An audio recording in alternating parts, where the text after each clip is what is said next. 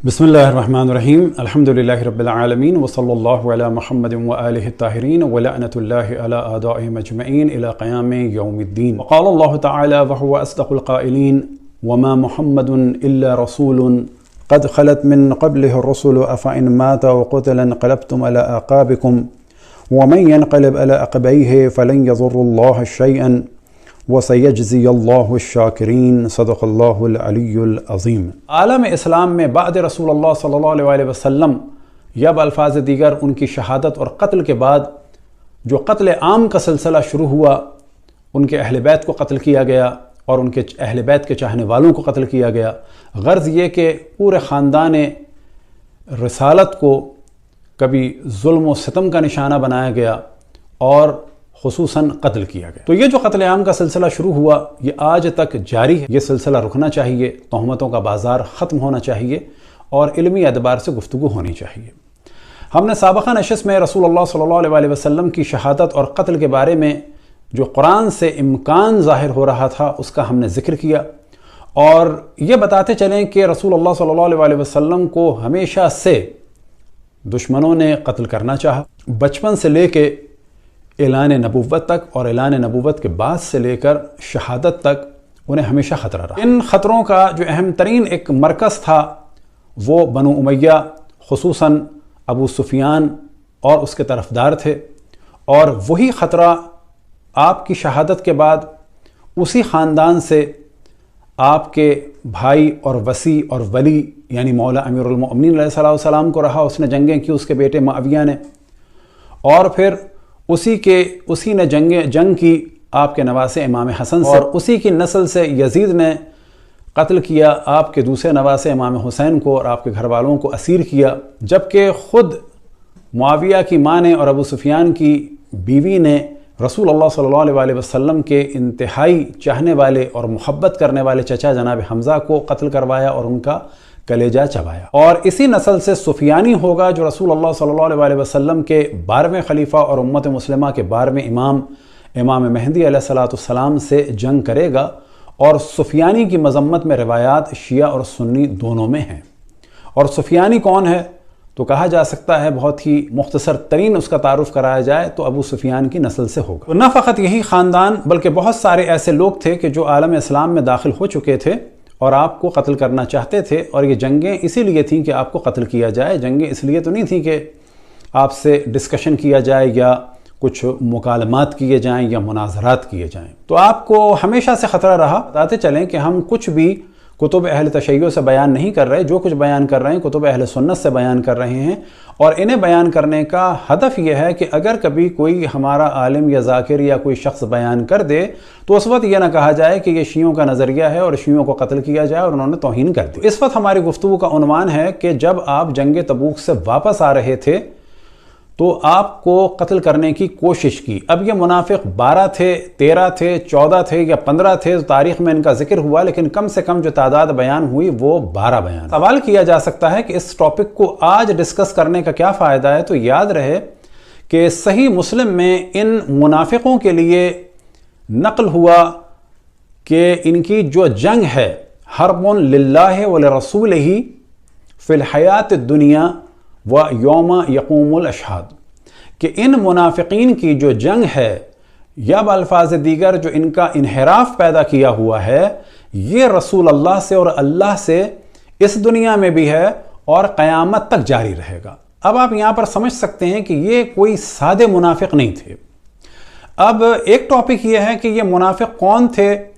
तो बाज़ जगह मिलता है फ़लान, बाज़ जगह कुछ अफराद ने सवाल किया कि हम भी थे और बाज़ जगह नाम भी आए। गो कि उन रवायात को अगर इल्मी एतबार से देखा जाए तो अहले सुन्नत के नज़दीक वो सही हैं, लेकिन कह दिया जाता है कि ये गलत हैं और ये उनका हक़ है। और हम भी यही कहेंगे कि अगर वो गलत कह रहे हैं तो हम मान लेते हैं, लेकिन अगर कोई इनको बयान कर दे गो कि वो ज़ईफ़ नहीं हैं तो फिर ये ना कहा जाए कि ये किसी शिया का नज़रिया है, हम अपना कोई नज़रिया बयान नहीं कर रहे। अब ये वाक़या इतना सादा नहीं है। किस एतबार से? एक एतबार तो ये कि इसका जिक्र कुरान मजीद में हुआ। इरशाद खुदावंद तबारक व तआला है, यहलिफून बिल्लाहि मा क़ालू व लक़द क़ालू कलिमतल कुफ़्र व कफ़रू बाद इस्लामिहिम وَهَمُّوا بِمَا لَمْ يَنَالُوا۔ اب یہاں پر اگر دقت کی جائے کہ سورہ توبہ کی آیت نمبر 74، یہ موضوع یعنی آپ کو جب آپ تبوک سے واپس آ رہے تھے تو آپ کو قتل کرنے کی کوشش کی، اس کا ذکر قرآن مجید میں بھی ہوا۔ اور دوسری وجہ کیا ہے کہ صحیح مسلم میں بھی ان منافقوں کے بارے میں کہا گیا کہ ان کی جنگ ان کی زندگی سے لے کے قیامت تک چلے گی۔ حرب للہ ولرسولہ فی الحیات الدنیا ویوم یقوم الاشہاد۔ تو معلوم ہوا کہ یہ کوئی سادے منافق نہیں ہیں، کوئی عام منافق نہیں ہیں، بلکہ یہ ایسے منافق ہیں کہ جن کا اثر اور جن کا فتنہ اس زمانے سے لے کے آج تک اور آج سے لے کر قیامت تک باقی ہے اور جاری ہے۔ اب یہ کون ہیں؟ تو بعض جگہ کتب اہل سنت میں فلان فلان کہا گیا، اور بعض جگہ 12، کہیں 13، کہیں 14، کہیں 15۔ 12 کا عدد زیادہ مشہور ہے۔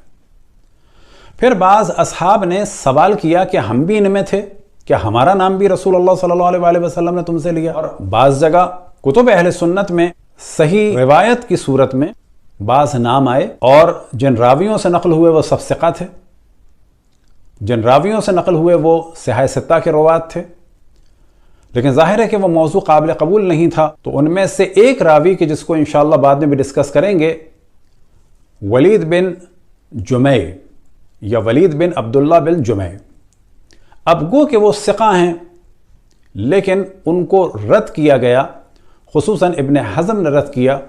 کس لیے؟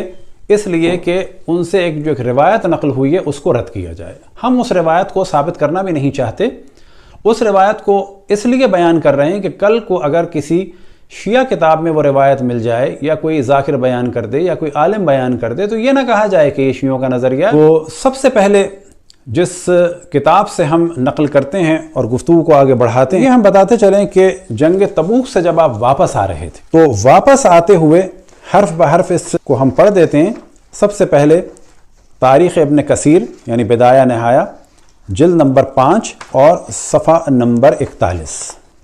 جب رسول اللہ صلی اللہ علیہ وسلم غزوہ تبوک سے واپس تشریف لائے تو آپ نے منادی حکم دیا، تو اس نے اعلان کیا کہ رسول اللہ صلی اللہ علیہ وسلم گھاٹی کو پکڑے ہوئے ہیں، بس اسے کوئی نہ پکڑے۔ اسی اثنا میں حضرت حذیفہ رضی اللہ تعالی عنہ رسول کریم صلی اللہ علیہ وسلم کے آگے چل رہے تھے اور حضرت عمار رضی اللہ تعالی عنہ پیچھے چل رہے تھے کہ ڈھاٹے باندھے ہوئے اونٹوں پر سوار ایک گروہ آ گیا۔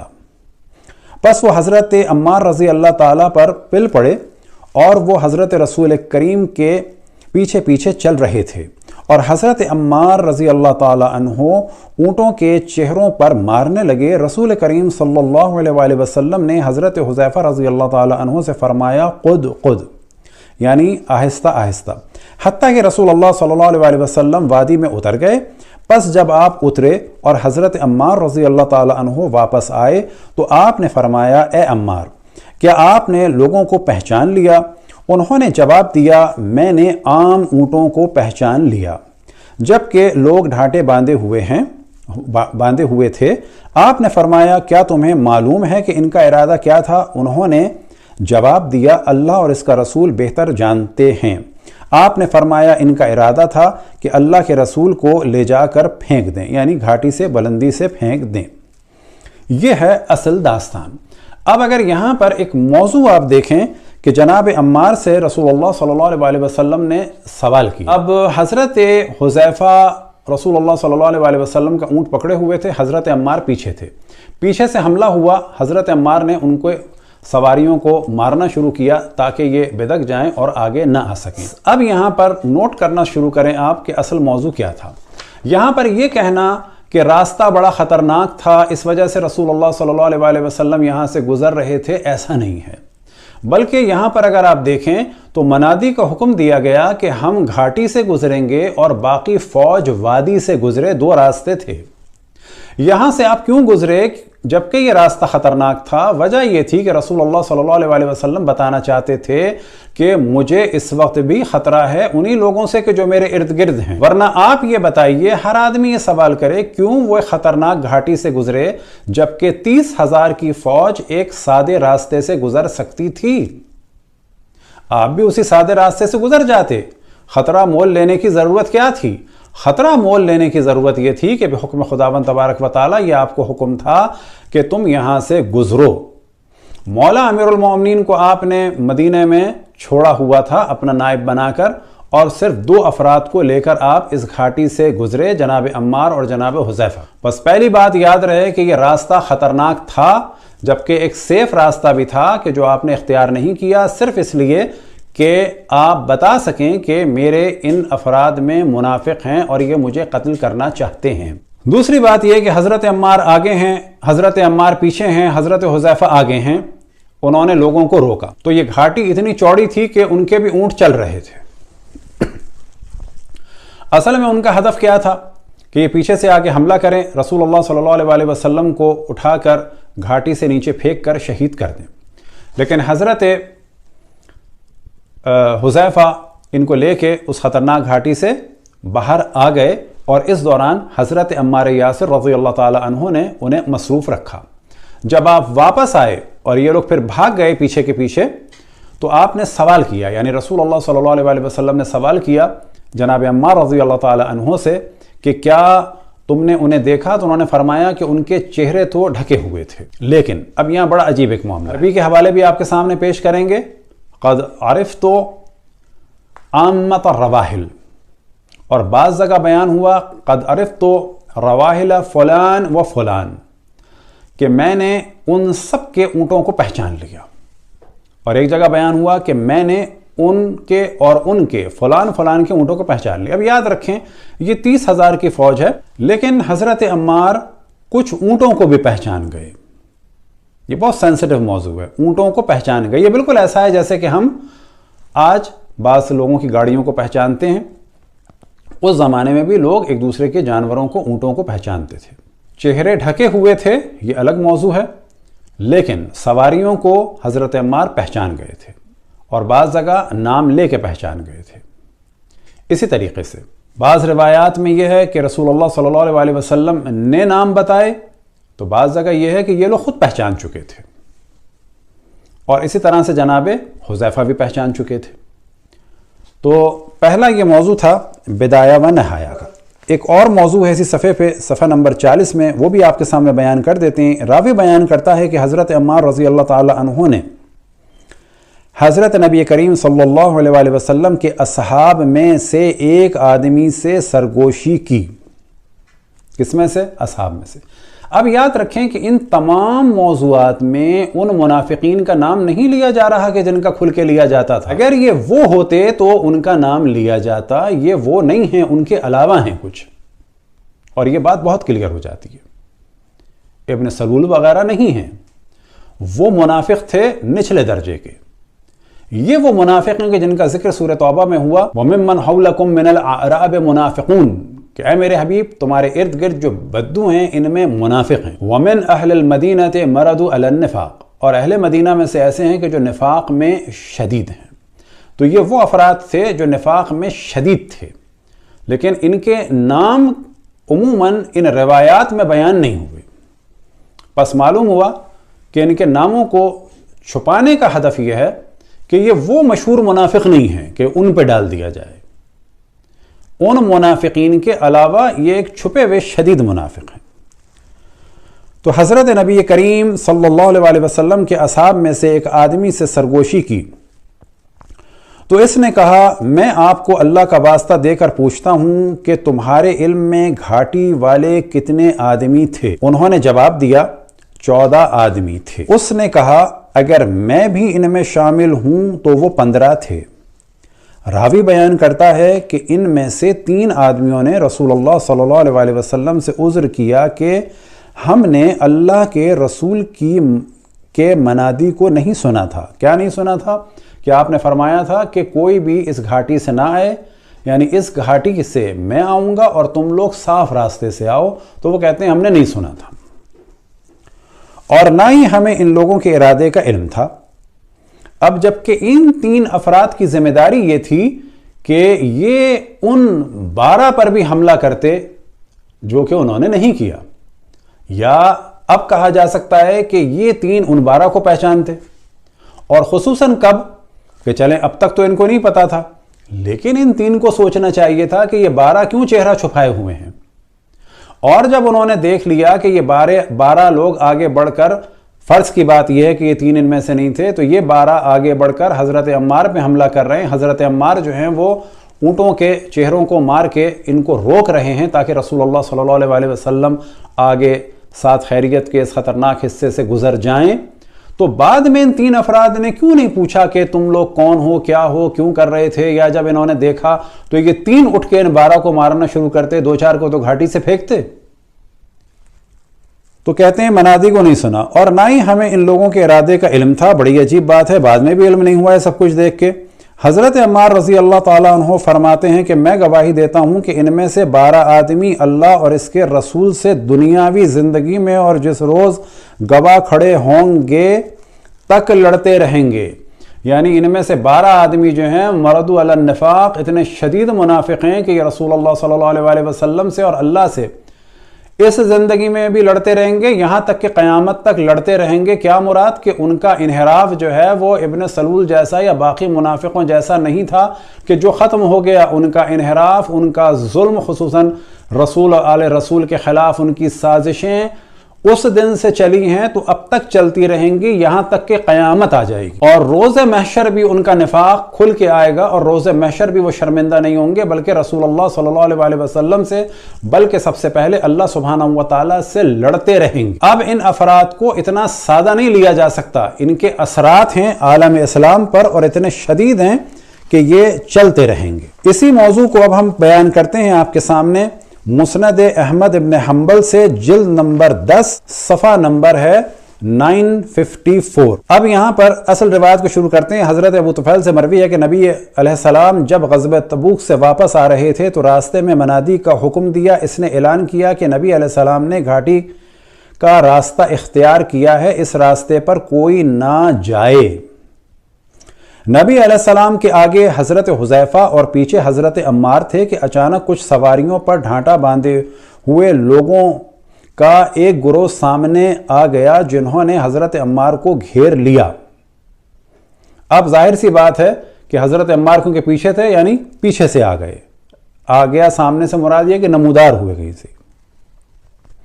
حضرت عمار پیچھے تھے، وہ ان سواریوں کے چہروں پر مارنے لگے۔ نبی علیہ السلام نے خطرے کا احساس ہوتے ہی حضرت حذیفہ سے سواری روکنے کے لیے کہا اور نیچے اتر آئے، اور پھر نبی اس گھاٹی سے اترنے لگے۔ اسی دوران حضرت عمار بھی واپس آئے۔ نبی علیہ السلام نے ان سے پوچھا، عمار کیا تم ان لوگوں کو پہچان سکے ہو؟ انہوں نے عرض کیا، اکثر سواریوں کو تو میں پہچان لیا ہوں۔ یہ ترجمہ ہے قد عرفت عامۃ الرواحل، یعنی عموماً میں ان کو پہچان چکا ہوں، لیکن لوگوں نے اپنے چہروں پر ڈھانٹے باندھے ہوئے تھے۔ نبی علیہ السلام نے فرمایا کہ کیا تمہیں ان کا ارادہ معلوم ہے؟ انہوں نے عرض کیا کہ اللہ اور اس کے رسول ہی بہتر جانتے ہیں۔ نبی علیہ السلام نے فرمایا ان کا ارادہ یہ تھا کہ وہ نبی کو لے جائیں اور اوپر سے نیچے ڈھکیل دیں۔ پھر حضرت عمار نے نبی کے ایک صحابی کو سخت سست کہا کہ میں آپ کو اللہ کی قسم دے کر پوچھتا ہوں، کیا آپ کو معلوم ہے کہ اس گھاٹی میں کتنے آدمی تھے؟ اس نے کہا 14۔ یہ وہی پوری پچھلی والی روایت ہے کہ جو پہلے بھی آپ کے سامنے پڑی۔ اب یہاں پر واقعہ یہاں پہ ختم نہیں ہوتا۔ ولید کہتے ہیں کہ حضرت ابو طفیل نے اسی غزوے سے متعلق بتایا کہ نبی نے جب پانی کی قلت کا علم ہوا تو لوگوں سے فرمایا تھا، اور منادی نے یہ اعلان کیا تھا کہ نبی سے پہلے کوئی شخص پانی پر نہ جائے، لیکن نبی علیہ السلام جب وہاں پہنچے تو کچھ لوگوں کو وہاں موجود پایا جو ان سے پہلے وہاں پہنچ گئے تھے۔ اس دن نبی نے انہیں لعنت ملامت کی۔ اب معلوم ہوا کہ غزوہ تبوک کے واپسی میں ایک واقعہ تو ہوا کہ جس میں کم از کم 12 ورنہ 13 یا 14 یا 15 منافق تھے جو آپ کو شہید کرنا چاہتے تھے، اور جب دوبارہ منادی دی گئی کیونکہ پانی کی قلت تھی، ایک پتھر سے، ایک پہاڑی کے ایک حصے سے تھوڑا سا پانی نکلتا تھا کہ جو صرف 2-3 افراد پی سکتے تھے۔ رسول اللہ صلی اللہ علیہ وسلم نے منع فرمایا تھا کوئی وہاں پر پہلے نہ پہنچے۔ پھر آپ نے وہاں جا کے معجزہ دکھایا اور پانی نکلا۔ اب یہ ایک امتحان تھا گھاٹی سے گزرنا، تاکہ لوگوں کو پتا چلے کہ ارد گرد منافق موجود ہیں۔ پھر آپ نے پانی کا اعلان کیا۔ یہ بالکل وہی والا موضوع تھا جیسے کہ بنی اسرائیل سے کہا گیا تھا کہ کوئی بھی پانی نہ پیے، جیسے کہ بنی اسرائیل سے کہا گیا تھا کہ ہفتے کے دن مچھلی کا شکار نہ کریں۔ یہ امتحان تھے انبیاء کی جانب سے۔ بالکل ایسے ہی رسول اللہ صلی اللہ علیہ وسلم نے واضح ارشاد فرمایا تھا کہ کوئی بھی پہلے وہاں پر نہ پہنچے اور پانی نہ پیے، لیکن اس کے بعد بھی کچھ لوگ وہاں پہنچ گئے کہ جو بعض روایات آپ کے سامنے بیان کریں گے کہ وہاں پر بھی یہی کہا گیا کہ فلان و فلان و فلان وہاں پر پہنچ گئے، لیکن رسول اللہ صلی اللہ علیہ وسلم نے ان پر لعنت بھیجی۔ اب آپ کے سامنے مسند احمد ابن حنبل جلد نمبر 17 اور حدیث نمبر 23672، اور اسی حدیث کے لیے نیچے لکھا ہوا ہے اسنادہ صحیح۔ اسی موضوع کو اب دیکھتے ہیں کہ صحیح مسلم میں کس طرح سے بیان کیا گیا ہے۔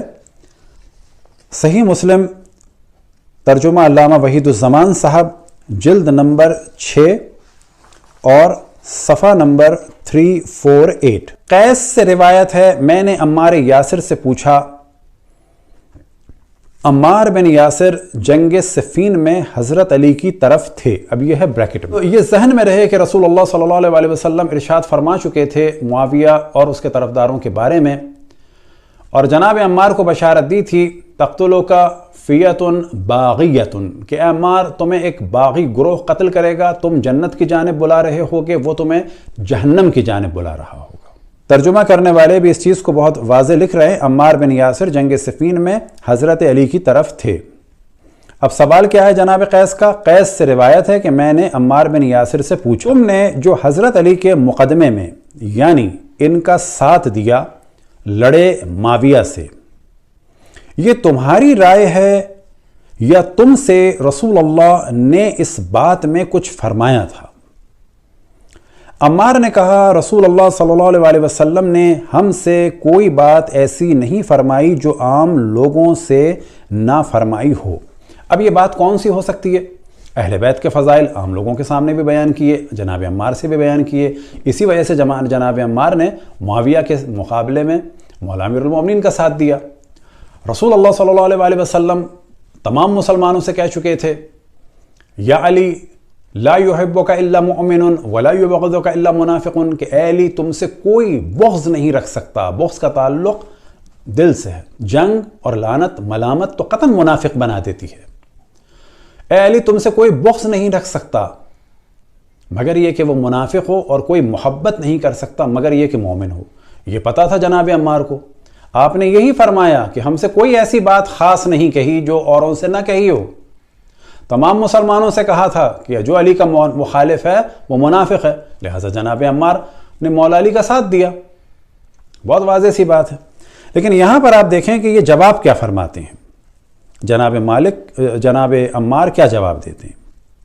تو سوال کرنے والے نے کیا سوال کیا؟ قیس سے روایت ہے کہ میں نے عمار یاسر سے پوچھا، اب وہ جنگ صفین میں تھے، عمار یاسر جنگ صفین میں حضرت علی کی طرف تھے، تم نے جو حضرت علی کے مقدمے میں یعنی ان کا ساتھ دیا، لڑے معاویہ سے، یہ تمہاری رائے ہے یا تم سے رسول اللہ صلی اللہ علیہ وسلم نے اس باب میں کچھ فرمایا تھا؟ عمار نے کہا، رسول اللہ صلی اللہ علیہ وسلم نے ہم سے کوئی بات ایسی نہیں فرمائی جو عام لوگوں سے نہ فرمائی ہو، لیکن حضرت حذیفہ نے مجھ سے بیان کیا کہ رسول اللہ نے فرمایا، میرے اصحاب میں 12 منافق ہیں، ان میں سے 8 جنت میں نہ جائیں گے یہاں تک کہ اونٹ سوئی کے ناکے سے گھسے، یعنی اس کا جنت میں جانا محال ہے، اور 8 کو ان میں سے دبیلا سمجھ لے گا، دبیلا پھوڑا یا دمل۔ اور 4 کے باب میں اسود یہ کہتا ہے، جو راوی ہے اس حدیث کا، کہ مجھے یاد نہ رہا۔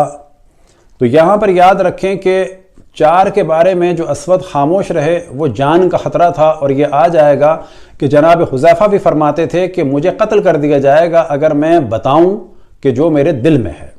تو قتل کا خوف تو تھا، جس طرح سے خلافت کے پہلے کینڈیڈیٹ جناب سعد ابن عبادہ کو قتل کر دیا اور کہا گیا کہ ان کو جنوں نے مار دیا۔ یہاں پر واضح ہوا کہ آپ یہ سمجھ سکتے ہیں کہ سوال ہو رہا ہے جناب عمار سے، اور جناب عمار جنگ صفین میں شہید ہو گئے تھے، یہ سوال ہوا ہے جنگ صفین کے دوران، اور وہ جنگ صفین میں مولا امیر المومنین کا ساتھ دینے کے لیے جو دلیل بیان فرما رہے ہیں وہ جناب حذیفہ کی اس روایت کو بیان فرما رہے ہیں کہ انہوں نے فرمایا تھا کہ میرے اصحاب میں سے 12 منافق ہیں۔ تو اس سے پتہ چلا کہ جنگ صفین کے کھلاڑیوں میں سے کچھ کھلاڑی بھی اور جنگ صفین کے بانیوں میں سے کچھ بانیوں کا تعلق اس موضوع سے ضرور نکلتا ہے کہیں نہ کہیں۔ دوسری حدیث ہے صفحہ نمبر 349 پر اور حدیث نمبر ہے 7037۔ ابو طفیل سے روایت ہے کہ عقبہ کے لوگوں میں سے ایک شخص اور حذیفہ کے درمیان کچھ جھگڑا تھا جیسا لوگوں میں ہوتا ہے۔ اب یہ یاد رکھیں کہ جناب حذیفہ عام لوگوں جیسے نہیں ہیں، عام کوچے بازار کے لوگوں کی طرح سے ان کے جھگڑے نہیں ہوتے تھے کہ اس سے جھگڑا ہو گیا، اس سے جھگڑا ہو گیا، کھایا تو جھگڑا ہو گیا، گرمی لگی تو جھگڑا ہو گیا، پیاس لگی تو جھگڑا ہو گیا، غصہ آیا تو جھگڑا ہو گیا۔ معاذ اللہ حضرت حذیفہ رضی اللہ تعالی عنہ اور اصحاب خاص اور باوفا اور اصحاب واقعی رسول اللہ صلی اللہ علیہ وسلم واقعاً بہت ہی بلند و بالا شان پر فائز تھے، بہت ہی بالا اور بلند مقام پر فائز تھے اور بہت ہی شان والے تھے۔ ابو طفیل سے روایت ہے کہ عقبہ کے لوگوں میں سے ایک شخص اور حذیفہ کے درمیان کچھ جھگڑا تھا جیسا لوگوں میں ہوتا ہے۔ وہ بولا تم کو خدا کی قسم دیتا ہوں اصحاب عقبہ کتنے تھے۔ اب آپ یہ دیکھیں، حقیقت یہ موضوع باقی اور موضوعات سے سمجھ میں آ جائے گا۔ وہ شخص اگلوانا چاہ رہا ہے جناب حذیفہ سے اور بعد میں ان کو قتل کرواتا کہ میں تھا یا نہیں تھا۔ اب یہاں پر یہ دیکھیں کہ اس روایت میں اس شخص کا نام کیوں نہیں ہے کہ جو جھگڑا کر رہا ہے جناب حضرت حذیفہ سے۔ جناب حذیفہ کا ذکر ہے، جناب حذیفہ کے جھگڑے کا ذکر ہے، اس شخص کا ذکر نہیں ہے کہ جو یہ پوچھنا چاہ رہا ہے جناب حذیفہ سے کہ یہ بتاؤ کتنے لوگ تھے۔ یہ بھی بات واضح ہے کہ یہ پوچھ رہا ہے اور یہ ہے کون؟ عقبہ والے لوگوں میں سے ہے۔ کتنی عجیب بات ہے، اس پہ دقت کریں۔ لوگوں نے حذیفہ سے کہا جب وہ پوچھتا ہے تو بتا دو اس کو۔ انہوں نے کہا ہم کو خبر دی جاتی تھی رسول اللہ صلی اللہ علیہ وسلم سے کہ وہ تیرے سوا 14 آدمی ہیں۔ اب وہی والی بات آ گئی، عقبہ والے آدمی سے وہ کہہ رہے ہیں کہ تمہارے علاوہ وہ 14 ہیں، یعنی کتنے ہیں؟ 15 ہیں۔ اگر تو ان میں سے ہے تو وہ 15 ہیں، اور میں قسمیہ کہتا ہوں کہ ان میں سے 12 تو خدا اور رسول کے دنیا اور آخرت میں دشمن ہیں، اور باقی تینوں نے یہ عذر کیا کہ جب ان سے پوچھا گیا اور ملامت کی گئی کہ ہم نے تو رسول اللہ صلی اللہ علیہ وسلم کے منادی کی کہ عقبہ کے راستے نہ آؤ کی آواز بھی نہیں سنی اور نہ اس قوم کے ارادے کی ہم خبر رکھتے تھے۔ اس وقت پیغمبر خدا سنگستان میں تھے، پھر چلے اور فرمایا کہ اگلے پڑاؤ میں تھوڑا پانی ہے تو مجھ سے پہلے کوئی آدمی پانی پر نہ جاوے۔ جب آپ تشریف لے آئے تو کچھ منافق وہاں پہنچ چکے تھے، ان میں سے پہنچ چکے تھے، آپ نے ان پر اس دن لعنت فرمائی۔ اب یہ منافق پہنچ چکے تھے، ان کا بھی نام نہیں لیا جا رہا۔